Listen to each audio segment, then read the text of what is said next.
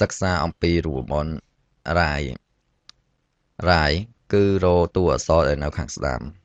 ស៊ីនតាក់ស្មើរាយស្លេចលើតិចខមាមក number of character ចំនួនតួអក្សរដែលយើងត្រូវយកបាទតោះអញ្ចឹងយើងមើលឧទាហរណ៍បាទអញ្ចឹងយើងវាយទិន្នន័យប៉ុណ្ណឹងចូលសិនមកទី2យើងស្មើតោះអញ្ចឹងទី1យើងចុចស្មើ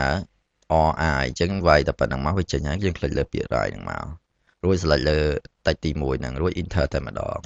អញ្ចឹងបើយើងអត់យកចំនួនលេខទេគឺវាចេញ1ពីខាងស្ដាំហ្នឹងគឺចេញអក្សរ H មួយទេ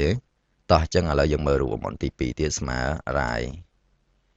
បាទបន្តមកទៀតคลิกលើ cell ទី2ហ្នឹងមក comma មកគឺយើងយកចំនួនតួអក្សរលេខ3អញ្ចឹង enter មកអញ្ចឹងបានន័យថាវារាប់3តួអក្សរគឺរាប់ពីខាងស្ដាំទៅមាន Y មាន N មាន A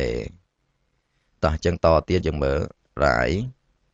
យើង select លើបាទឈ្មោះតទៀត comma មកយើងយក5ម្ដងអញ្ចឹង enter មកអញ្ចឹងបានន័យថាវាយក5តួអក្សរគឺ H1 T2 A3 R4 A5 បាទអញ្ចឹងរូបមន្តរាយយើងគឺតែប៉ុណ្្នឹងទេ